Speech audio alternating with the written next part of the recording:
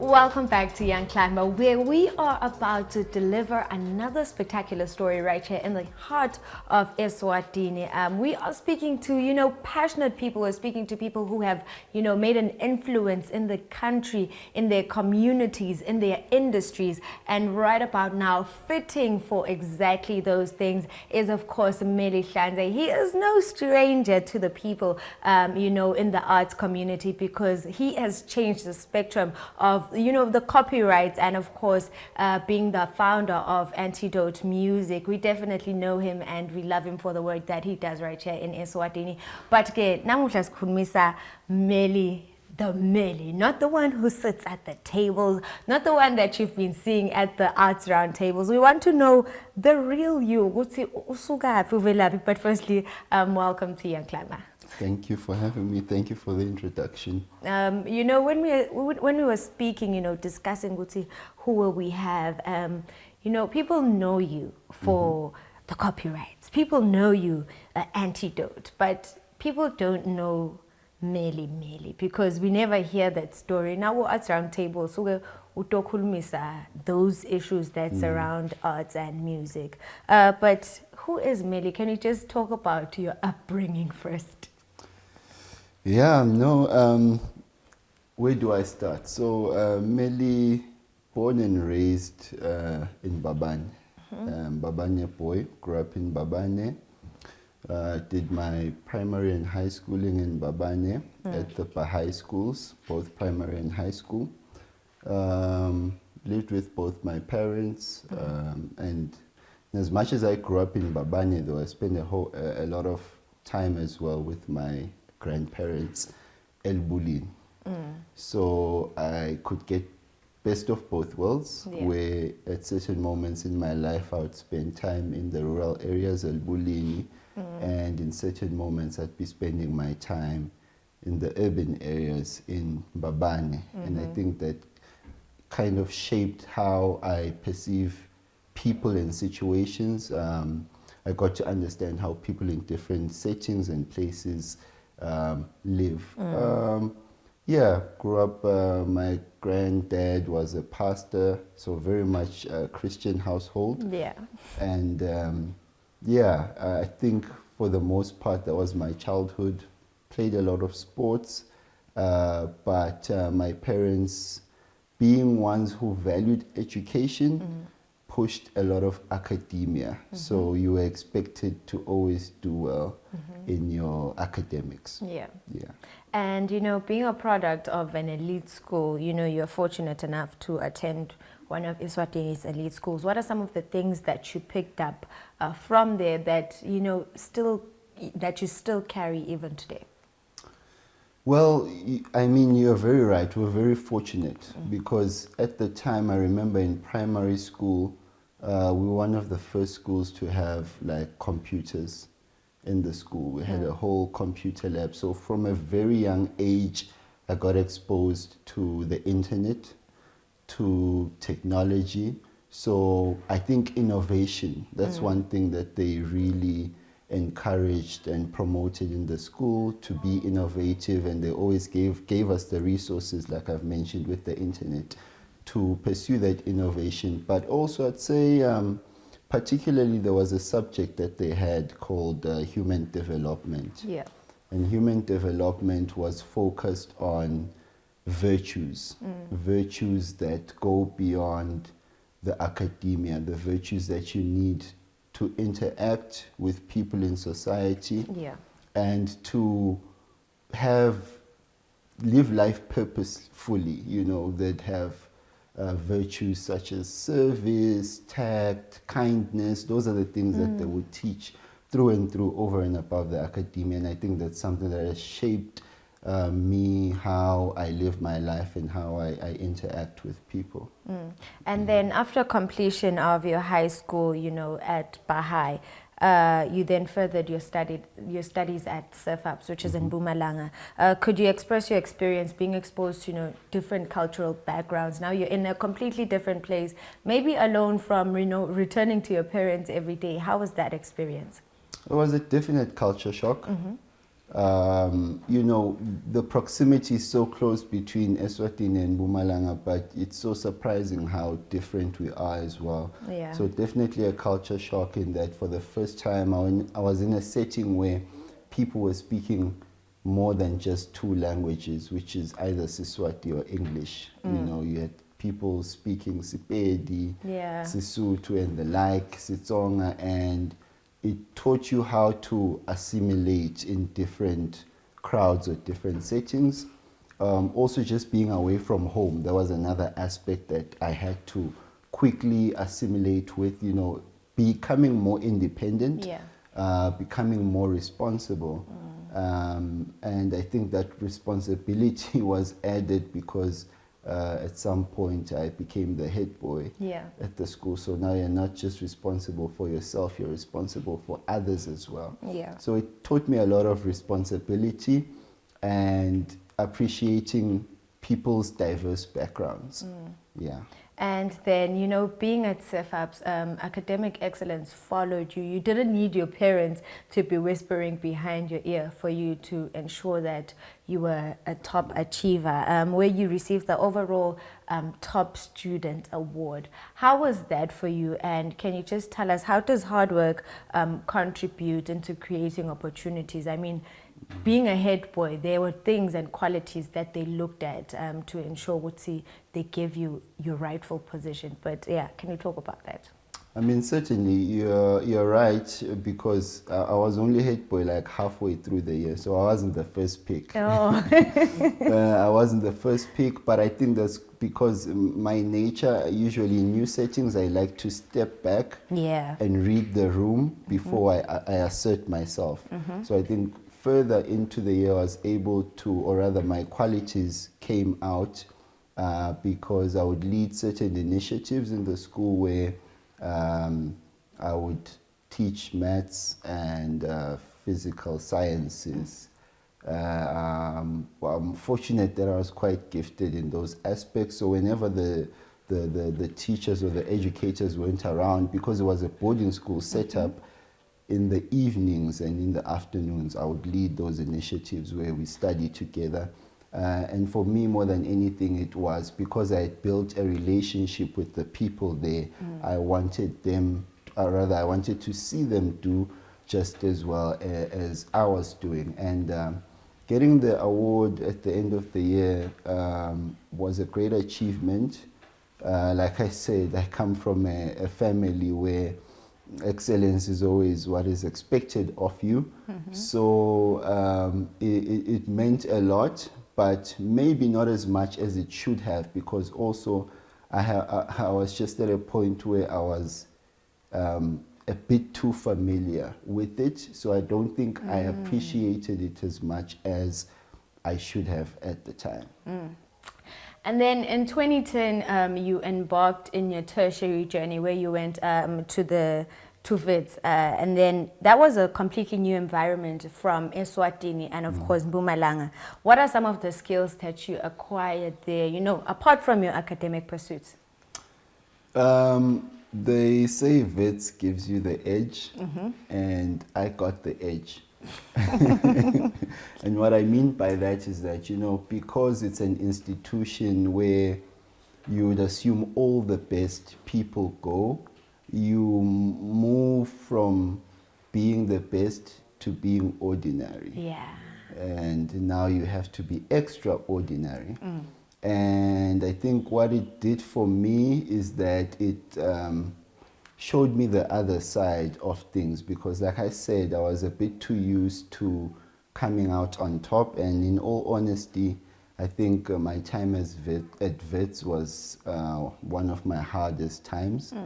I encountered failure for the first time. I failed my first year, which shook me, but in a way that almost made me appreciate that, you know, life isn't always about coming out on top. Sometimes it's just about survival, and sometimes that's good enough.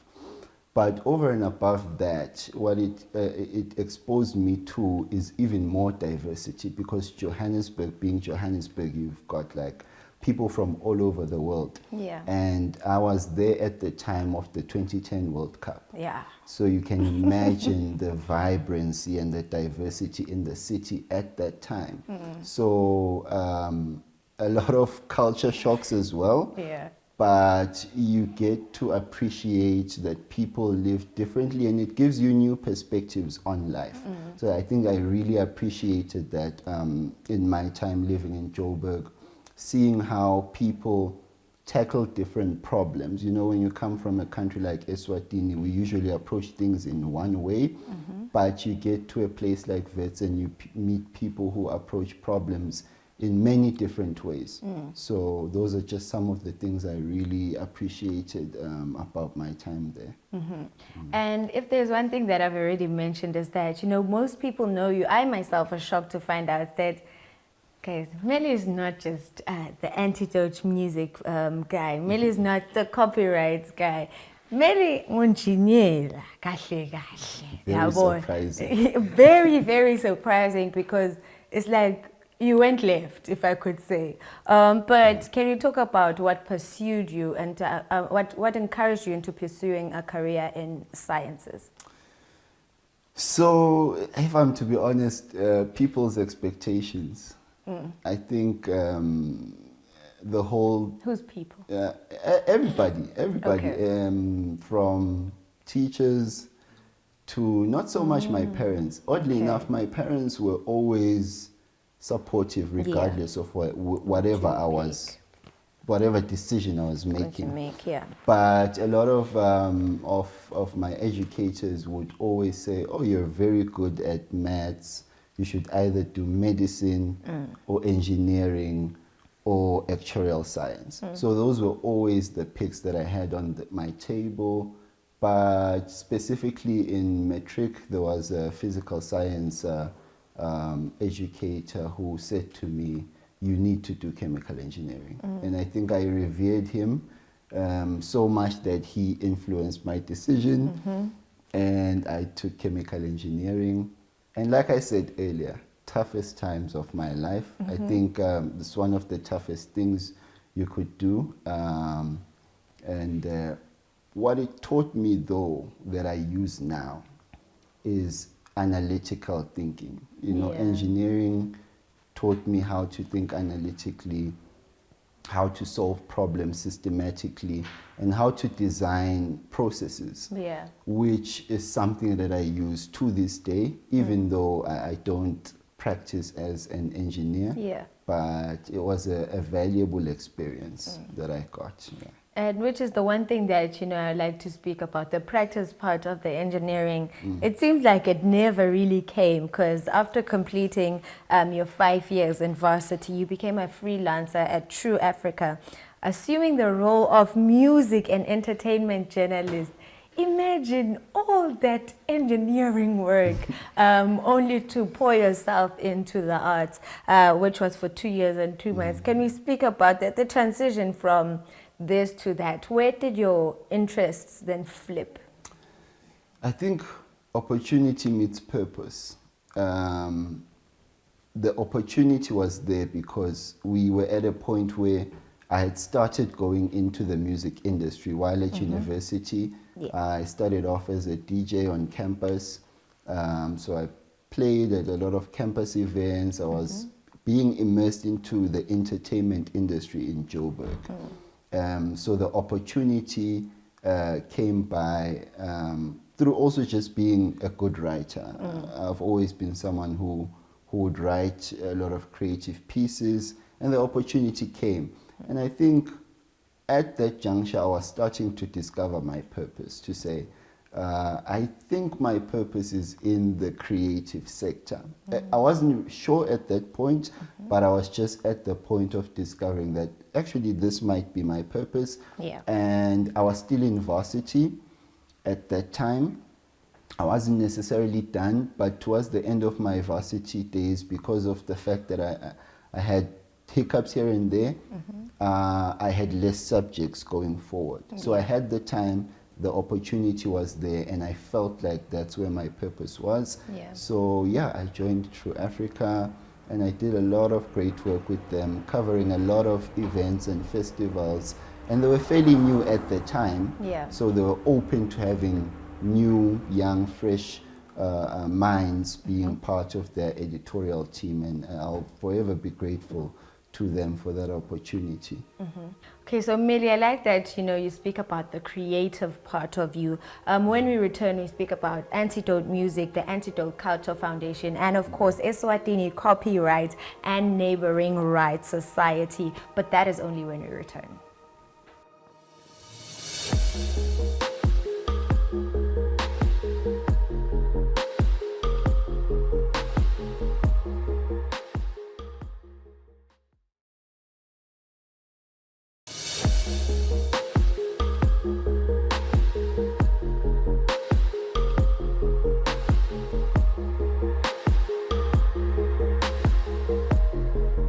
Welcome back to Young Climber. Today we are coming to you from Sibebe Resort, which is Eswatini's #1 destination where you get a solid rock experience. They have, a line of activities to enjoy, which includes zip lining, swimming. There's a water park. There's also game around Sibebe, which you can get to see. And of course, they offer cultural dances. They have accommodation, camping, and of course, if you love good food, they do have restaurants. And of course, for relaxation, they have a spa all for you. But if you want to get to know all about Sibebe, please do visit their social media pages at Sibebe Resort. You are guaranteed to find them right here in Eswatini. But Niyati, I am still unpacking to pack you with a lot of inspiration.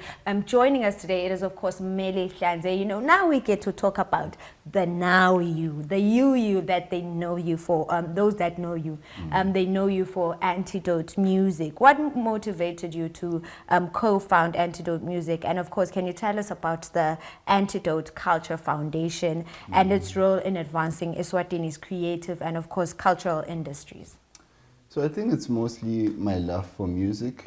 I didn't know that I actively had a love for music until I got to university, which gave me a platform to express myself a bit more.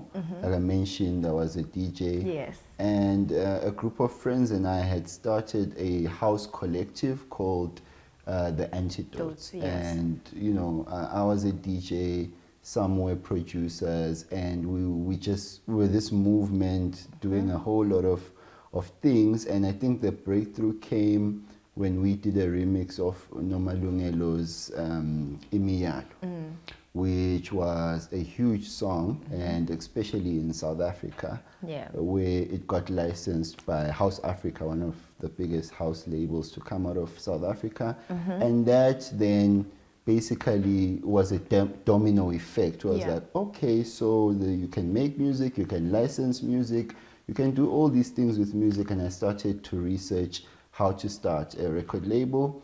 And some of the group of friends from the Antidotes and I, we started a record label, Antidote Music, in 2012, which at the time became the first to, be releasing music from Eswatini on the internet, because at the time, digital music wasn't a big thing. And one thing just kept leading to another, because for me, I'm quite an inquisitive person where when I start something, I want to know about it from a holistic perspective.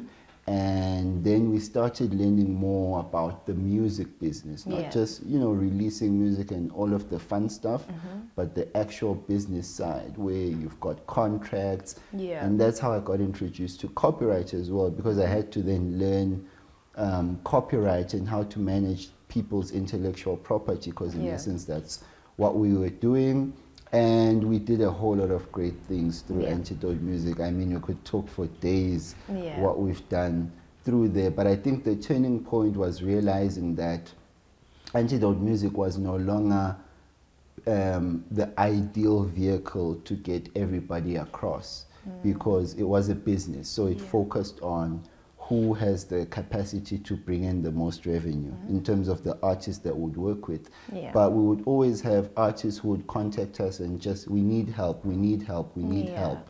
So that's when we decided with Sizo and Sipilele, let's start Antidote Culture Foundation, Yeah. which could be that vehicle that could get everybody across, because we'd just be doing it for the purpose of developing the arts industry, and adding capacity to artists who don't have the privilege that other artists might have, because we start from different starting points. Yeah. So we started that, and we've done some great projects, I think, within the short 2 years that we've been in existence. Yeah, all righty. And, could you share some significant milestones? Now we're moving away from the challenges, because you did overcome, when it comes to the funds, of course, some significant milestones that were achieved by Antidote Music, and of course the impact that they had on our local music. Oof, there's so many. One being Imialo, the remix by Nomalungelo. A lot of people don't know that it's actually was recognized as one of the top house songs of the past decade in South Africa. It did a lot, it got a lot of mileage. When we released the video, I think it was on every video channel, TV channel that is. Other than that, we've been recognized by the African Union Commission and the All Africa Music Awards for the work we've done in the region.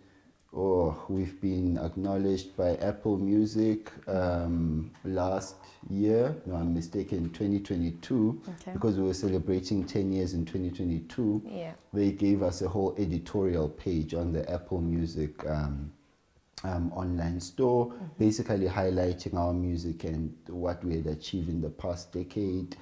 The artists themselves, they've won so many awards. Sux is one of our artists, has won awards in South Africa. Locally, in 2023, we were invited by the Prince Claus Fund in the Netherlands to do a presentation on the work that we were doing in Amsterdam. There's a lot of highlights. Yeah. But I think what stands out the most is the artists and their stories and what we've been able to do for them. Artists like Sux, like I mentioned, who now basically has a career in music and lives off his music. Sanilo now, what we're doing with her, building her career. Mzwa, and so many others, because we work with artists that are not even signed to the label. I think the artists one day when they're on the seat, maybe they'll mention some of the other things. It definitely sounds like, you've been doing a lot of work for the artists in Eswatini. And that's when people gained recognition of Mmeli, because now you were giving people a right to their own music. What does the Eswatini Copyright and Neighboring Rights Society play in supporting local artists, and what are your goals as its executive director? So I think the Eswatini Copyright and Neighboring Rights Society is one of the most important organizations that we have needed in the creative sector. In essence, it's what we call a collective management organization, which is responsible for four main things. The registration of copyright. So we help creators of copyright to register their works. And we will have what you call a copyright register. And then secondly, we license the usage of their works, which means establishments that use copyright. So for example, music, restaurants where you're in and you're hearing the playing background music, we license such establishments so that they pay licensing fees to use that copyright. And then we monitor and track the usage so that we're able to pay royalties to artists. So ideally, as an artist, if anyone uses my work in any way, somewhere, somehow, there must be lilangeni that goes into my pocket. And that's what we do in a nutshell. And for us, it's how we then create sustainable livelihoods within the creative sector. And one of our key targets is that by 2025, we should be starting that licensing, and artists should start being able to not only see but quantify the industry that they're in, you know, because one way in which we get additional funding for the industry is to be able to say, hey, actually the creative sector contributes 5% to the GDP, which is something that is going to be seen as well in the copyright study that's currently being done. So that's the work that we're doing now, to make sure that every artist, whatever discipline you're in, as much as I started in music, but now it goes beyond music. Literary works, photography, even what you guys are doing here in broadcasting, there's copyright involved there. So for me is to see us having a sustainable creative economy and young people pursuing careers in the creative economy without any kind of backlash or, you know, how it is currently. And what are some of the key lessons that you yourself have learned throughout your journey and you believe are essential for, you know, our young aspiring entrepreneurs and people who are looking to be a part of the art industry, you know, because we're shied upon, but what are some of the key lessons that you have learned that you would give to someone else, of course? Well, firstly, for me, it's try to find your purpose. And sometimes your purpose will find you. For me, I was never trying to find my purpose. I think my purpose found me. Purpose is very important. I think young people, the one thing that we need the most is to live purposeful lives. Because your youth is your best days. So you want to create some sort of impact in your youth, not for yourself, but for others, which is the other aspect. I think being selfless and for me, being a leader is about service. So servicing other people. For me, I think, like I said earlier in the show, living or spending time between the urban areas and rural areas, I quickly established that I'm privileged.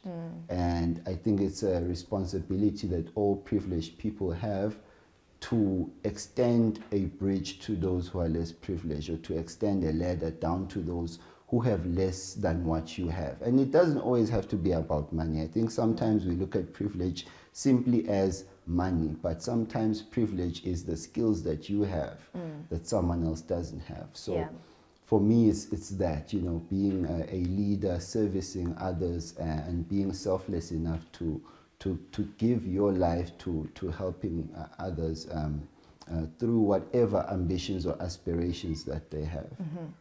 A big thank you to you, Mmeli, for joining us here on Young Climber. You know, I wish I could go on and on with your story, but I'm pretty sure that other artists in the Kingdom of Eswatini or other people in the arts industry will definitely live to tell the impact that you have had on their careers. And maybe one day it'll be me. But